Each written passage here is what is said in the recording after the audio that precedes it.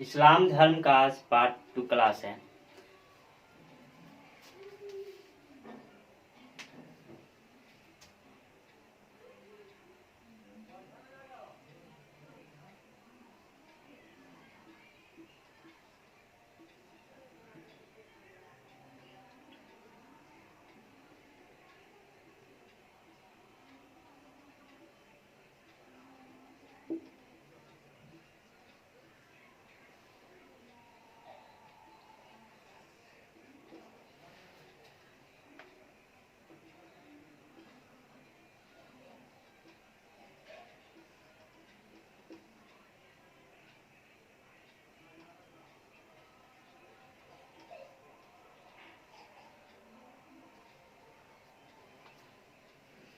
आइए हम लोग आप समझते हैं।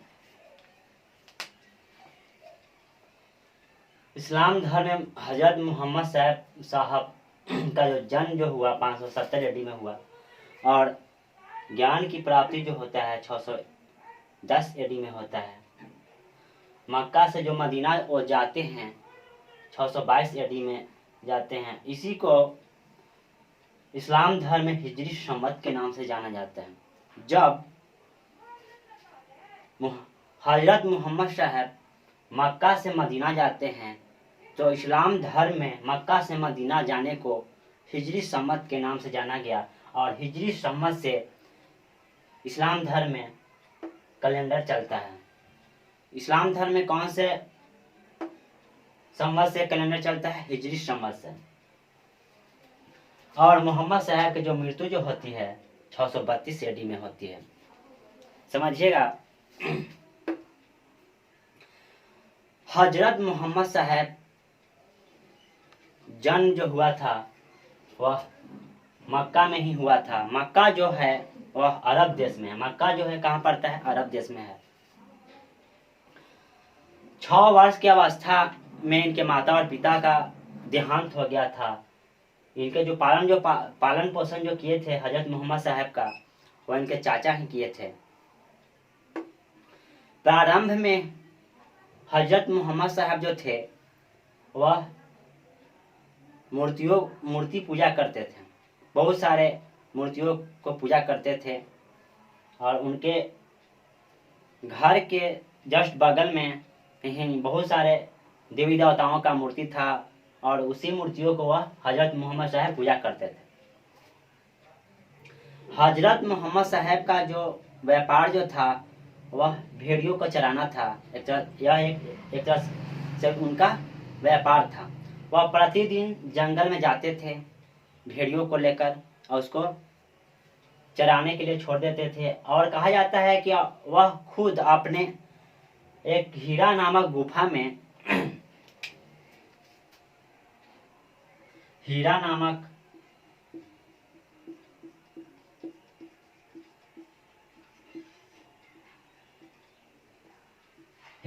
गुफा में वह चले जाते थे और प्रतिदिन वह जो है ध्यान मग्न हो जाते थे, ऐसा कहा जाता है। रोजाना की तरह हजरत मोहम्मद साहब भेड़ियों को ले जाते थे चराते थे और शाम में रोजाना लौट आते थे। एक दिन की बात है, हजरत मोहम्मद साहब रोजाना की तरह जंगल की तरफ गए भेड़ियों को लेकर और वही हीरा नामक गुफा में वह जाते हैं और ध्यान मग्न हो जाते हैं। एक आता है जिसका नाम होता है जिब्राइल। इतिहास के पन्नों में कहा जाता है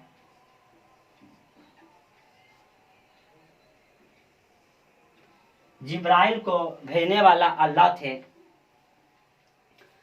अर्थात जो जिब्राइल था वह अल्लाह का फरिश्ता था और इसी अल्लाह के फरिश्ता जिब्राइल ने हजरत मोहम्मद साहब को हजरत मोहम्मद साहब को एक कुरान पुस्तक देता है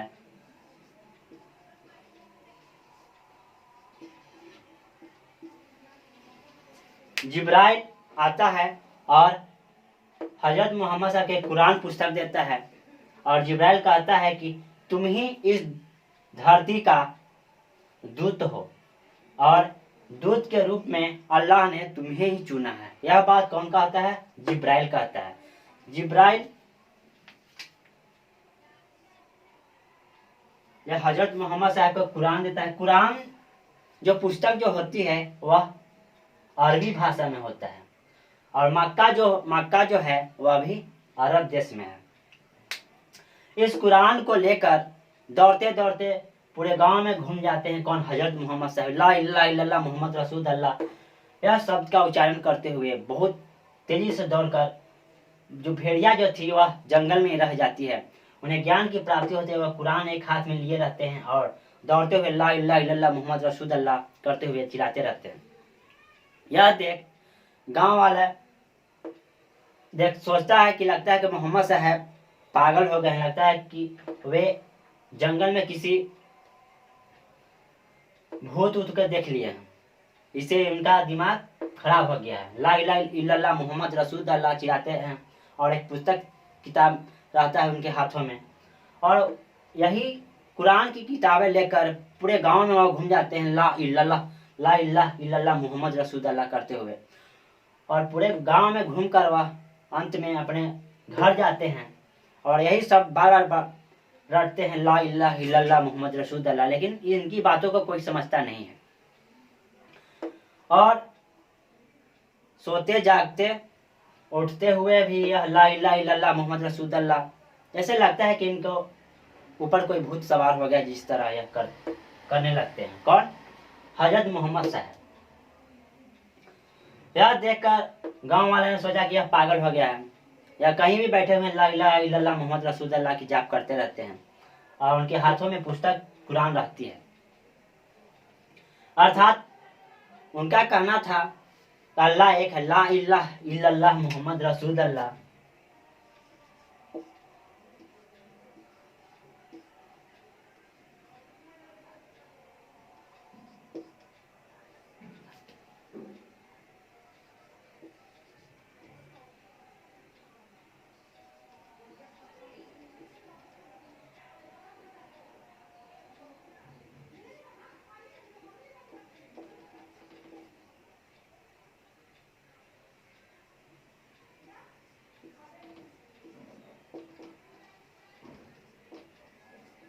ला इलाहा इल्लल्लाह मोहम्मद रसूल अल्लाह जपते रहते हैं कौन? मोहम्मद साहब।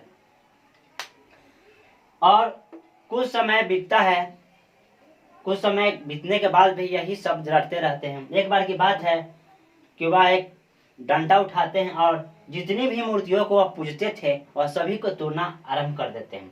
जितनी भी मूर्तियां गांव में थी, गांव के चौराहे पर जो मूर्तियां जो रहती थी छोटे छोटे पिंड के रूप में, उन सभी को वह धराशायी कर देते हैं अर्थात टुकड़ों में बांट देते हैं। यह देखकर गांव वाले ने बहुत गुस्सा होता है, कहता है कि यह पगला गया मोहम्मदा पगला गया, अर्थात इसको गांव से निकाल दो। अर्थात लोग मोहम्मद साहब को पकड़ के पहले कूटता है, मूर्ति को तोड़ दिया है, पगला गया है। लेकिन पिटाते वक्त भी हजरत मोहम्मद साहब ला इलाहा इल्लल्लाह मोहम्मद रसूल अल्लाह, अर्थात इनका कहना था अल्लाह एक है। अर्थात इतने सारे जो आप लोग मूर्ति जो पूजा कर रहे हैं वे सब भगवान नहीं है, अल्लाह एक है। अर्थात अल्लाह का रूप नहीं है, अल्लाह एक है। अर्थात अल्लाह अमेजिन है। किनका कहने का अर्थ था? हजरत मोहम्मद साहब का कहने का अर्थ था अल्लाह जो है वह अमेजिन है, अर्थात अल्लाह का हम लोग कल्पना नहीं कर सकते, इनका कहने का अर्थ था। ये सब जो मूर्ति जो है वह बेकार है, हम लोग जो पूजा जो कर रहे हैं वो बेकार है। कौन कहता है? हजरत मोहम्मद साहब। लेकिन लोग नहीं समझते इनकी बातों को और इनको धो देते हैं, मन भर कूटते हैं और लास्ट में हजरत मोहम्मद साहब मक्का से इनको भागना पड़ता है मदीना। जैसे ही यह मक्का से मदीना जाते हैं तो रास्ते में एक मंदिर मिलता है। वह मंदिर जो था वह देवी का मंदिर था, देवी जी का मंदिर था। उस मंदिर में वे आराम करने के लिए सो जाते हैं। सुबह होती है, पुजारी आता है, देखता है कि एक व्यक्ति सोया हुआ है। और पूजा वूजा करके चला जाता है। शाम तक वह सोए हुए रहते हैं। फिर अगला दिन आता है ब्राह्मण, फिर देखता है कि वही व्यक्ति सोया हुआ है। यह 2-3 दिन देखता है ब्राह्मण, गुस्सा आ जाता है कि यह जब आते हैं जब यहीं सोया हुआ रहता है।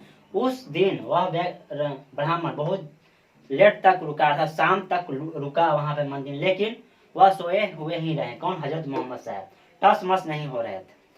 अर्थात ब्राह्मण डर जाता है कि लगता है कि यह व्यक्ति मर गया है। वह लाता है, बहुत सारा पानी लाता है, उसके ऊपर फेंकते हैं।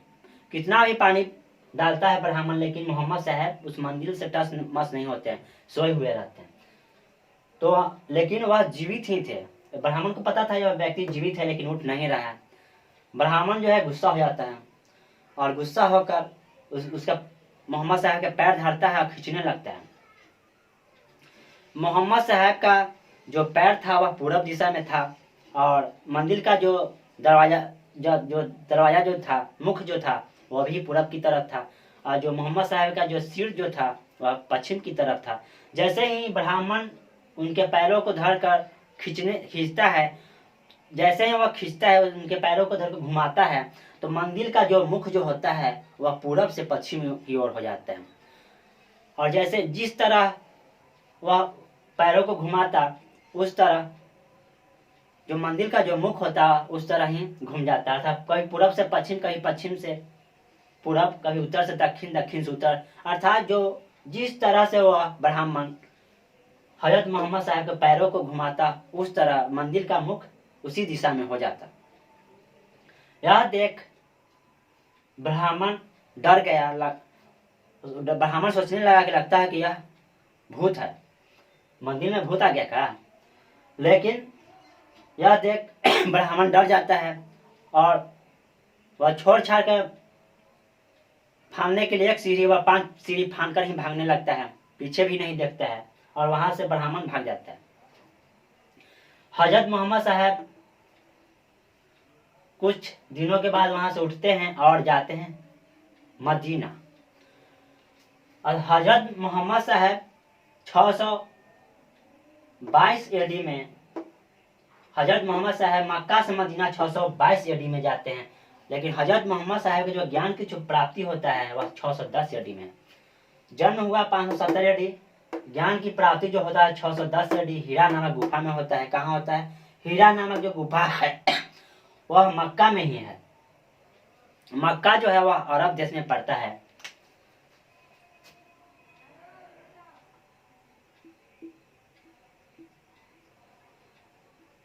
यह जो है हीरा नामक जो गुफा है वह मक्का में ही है। मक्का जो पड़ता है वह अरब में है।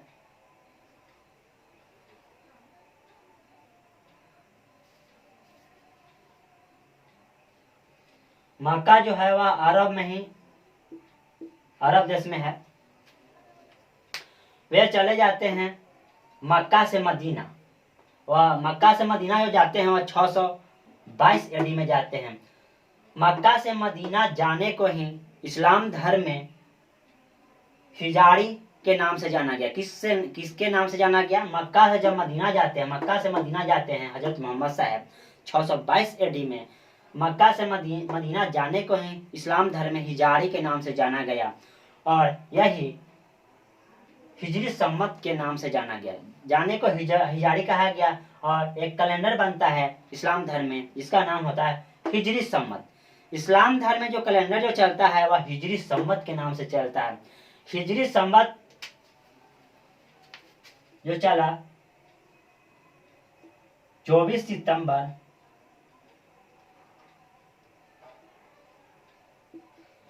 622 एडी। जो हिजरी सम्मत जो चला वह 24 सितंबर 622 एडी से चलता है। आता है क्वेश्चन, इस्लाम धर्म में हिजरी सम्मत कैलेंडर कब से चलता है? 622 एडी, 24 सितंबर 622 एडी। इस्लाम धर्म का कौन सा कैलेंडर है? वह है कैलेंडर, कौन सा कैलेंडर कहलाता है? हिजरी सम्मत कैलेंडर कहलाता है। इस्लाम धर्म में हिजरी सम्मत क्या है? हिजरी सम्मत जो है मक्का से मदीना जो जाते हैं मोहम्मद साहब, वही हजरत मोहम्मद साहब को मक्का से मदीना जाने को ही हिजरी सम्मत कहा गया। इस्लाम धर्म में जो कैलेंडर जो चलता है वह चलता है हिजरी सम्मत से चलता है। ठीक है, यहाँ से क्वेश्चन है, हजरत मोहम्मद साहब का जो ज्ञान की जो प्राप्ति हुआ 610 एडी में हुआ। ज्ञान की प्राप्ति किस गुफा में हुआ था? हीरा नामक गुफा में हुआ था। हीरा नामक गुफा कहाँ है? मक्का में है। ये सब क्वेश्चन निकाल रहे हैं। ज्ञान की प्राप्ति 610 एडी में हुआ। जन्म जो हुआ था हजरत मोहम्मद साहब के 570 एडी में हुआ था। जन्म कहाँ हुआ था? वो भी मक्का में ही हुआ था। मक्का कहाँ पड़ता है? अरब देश में पड़ता है, समझिए। इनका जो शादी जो हुआ था, अर्थात इनको शादी पहले ही हो चुका था, अर्थात ज्ञान के प्राप्ति के पहले ही इनकी शादी हो चुका था। इनके माता का जो नाम था, समझ,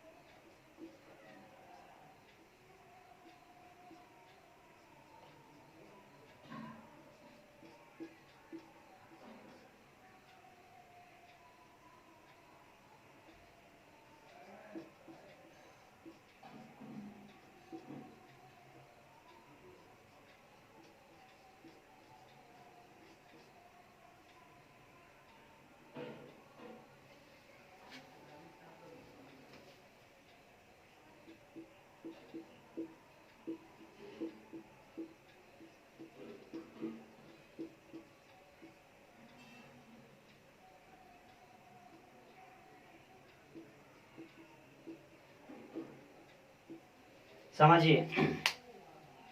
हजरत मोहम्मद साहब का माता का नाम था अमीना, पिता का नाम था अब्दुल्ला, पत्नी का जो नाम था वह खदीजा था। माता का जो नाम था अमीना, ठीक है, पिता का नाम अब्दुल्ला। मोहम्मद साहब की जो पत्नी जो थी वह विधवा थी, अर्थात हजरत मोहम्मद साहब जो शादी जो किए थे एक विधवा औरत से किए थे जिसका नाम था खदीजा। इस खदीजा से ही एक बेटी हुई थी जिसका नाम था फातिमा। और इस फातिमा को जो शादी हुआ था वह हुआ था दामाद इसका था, अर्थात मोहम्मद साहब के जो दामाद जो हुए अली। ठीक है। मक्का जब इनको ज्ञान की जब प्राप्ति होता है और यह मक्का से मदीना जाते हैं तो ज्ञान की प्राप्ति के बाद इनका जो शिष्य जो बनता है वह जो बनता है और इनका दामाद ही बनता है अली। ठीक है। और जो दूसरा जो शिष्य जो होता है इनका शिष्य जो होता है अबू बकर होता है, अबू बकर।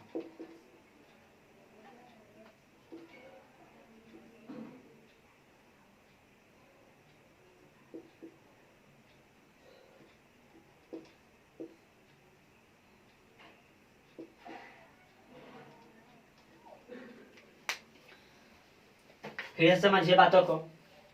हजरत मोहम्मद साहब का जन्म 570 ईस्वी में हुआ। ज्ञान की प्राप्ति जो हुआ था 610 ईस्वी में हुआ था।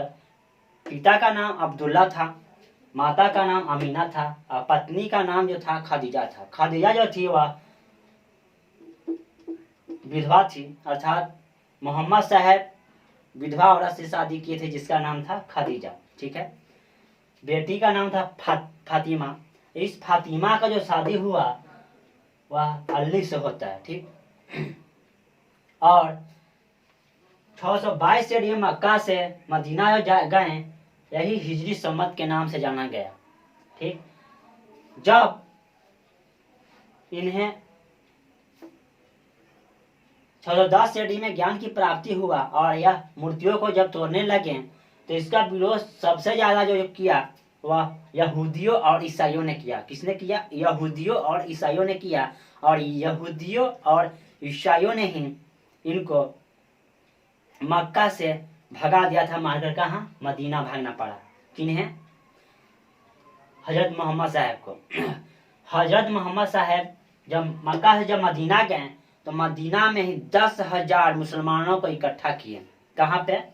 मदीना में ही 10,000 मुसलमानों को इकट्ठा किए और हमला करते हैं। किस पे? मक्का पे।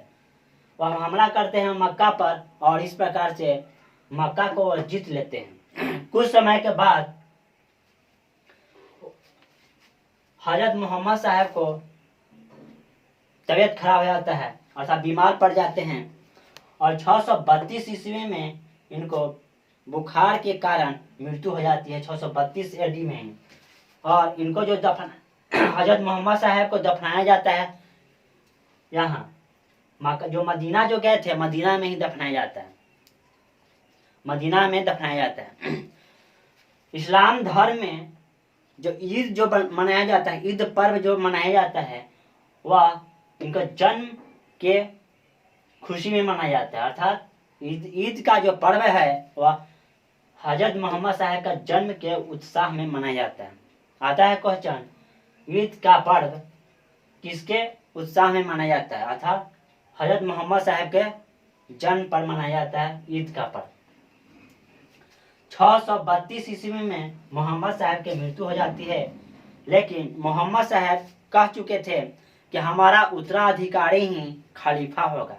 अर्थात जब हम दिल्ली सल्तनत पढ़ेंगे तो दिल्ली सल्तनत में जितना भी सुल्तान की उपाधि जो प्राप्त किए हैं वह सभी खलीफा से सनद पत्र प्राप्त करके ही वह सुल्तान की उपाधि प्राप्त किए। और हमने अभी अभी कहा कि खलीफा मोहम्मद साहब का उत्तराधिकारी ही होता था। जो मोहम्मद साहब का जो उत्तराधिकारी जो था वह जो था, इनका जो प्रथम जो शिष्य जो थे वह अली था। अर्थात प्रथम शिष्य और दामाद भी कौन था? अली। अर्थात जब 632 ईस्वी में इनका जो मृत्यु जो हो जाती है मोहम्मद साहब का, तो इसके अनुसार जो उत्तराधिकारी जो बनने वाला था वह इनका दामाद अली बनने वाला था। लेकिन दामाद इनका अली उत्तराधिकारी के पद पर खलीफा नहीं हुआ। ठीक है, बनने वाला कौन था? इनका दामाद अली ही बनने वाला था। तो हर कोई जान रहा था कि इनका दामाद बनेगा अली। लेकिन जो खलीफा जो बना, जो प्रथम जो खलीफा जो बना,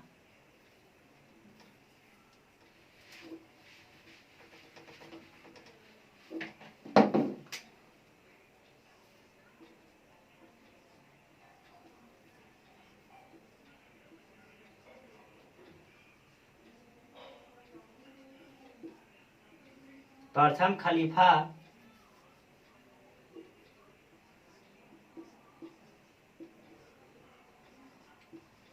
अबू बकर बना।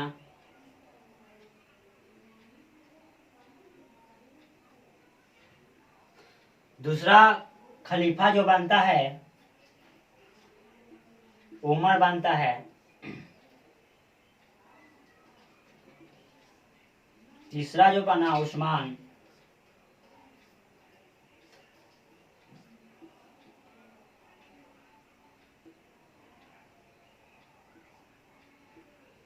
और चौथा जो बना अली। समझिएगा। अच्छा, अर्थात हजरत मोहम्मद साहब के अनुसार उत्तराधिकारी ही खलीफा कहलाते थे। अर्थात इनका जो प्रथम जो शिष्य जो था हजरत मोहम्मद साहब का, वह इनका दामाद ही था। प्रथम क्वेश्चन आएगा, हजरत मोहम्मद साहब का प्रथम शिष्य या दामाद वह जो था अली था। अर्थात इनका दामाद ही उत्तराधिकारी था। अर्थात इनका दामाद ही अली जो थे वही खलीफा बनने वाले थे। लेकिन अली नहीं खलीफा बना और बन गया कौन? अबू बकर। अर्थात 632 ईस्वी में जब हजरत मोहम्मद साहब की जब मृत्यु हो जाती है वहीं से इस्लाम धर्म का जो समुदाय जो होता है, इस्लाम धर्म अच्छा मुस्लिम समुदाय जो होता है दो भागों में बट जाते हैं। क्यों बट जाते हैं आइए समझते हैं। जब 632 ईस्वी में इनका जब मृत्यु जब हुआ तो बनने वाला था जो खलीफा वह अली बनने वाला था, लेकिन बन गया कौन? अबू बकर। अर्थात इनके मृत्यु के बाद मुस्लिम समुदाय जो थे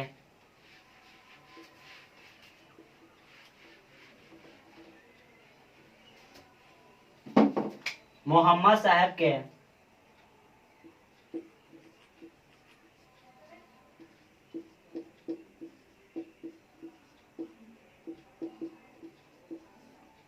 मुस्लिम समुदाय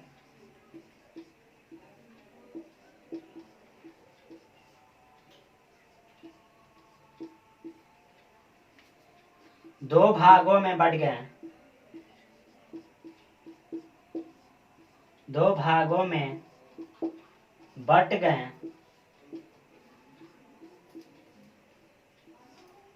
एक भाग हुआ शिया मुस्लिम कहलाया, शिया मुस्लिम जो मानते थे वह अली को मानते थे। अर्थात शिया मुस्लिम का कहना था कि हमारे जो खलीफा हैं वह अली हैं। क्यों अली हैं? अर्थात शिया मुस्लिम का मानना था जो उत्तराधिकारी के अनुसार जो खलीफा जो बनने वाला था वह अली था, लेकिन बन गया कौन? अबू बकर। लेकिन जो सुन्नी मुसलमान जो कहने का मतलब था, सुन्नी मुसलमानों का कहने का था कि मेरे जो खलीफा जो हैं वह अबू बकर ही हैं, क्योंकि जो मोहम्मद साहब की मृत्यु के बाद जो प्रथम जो खलीफा जो बना था वह अबू बकर बना था।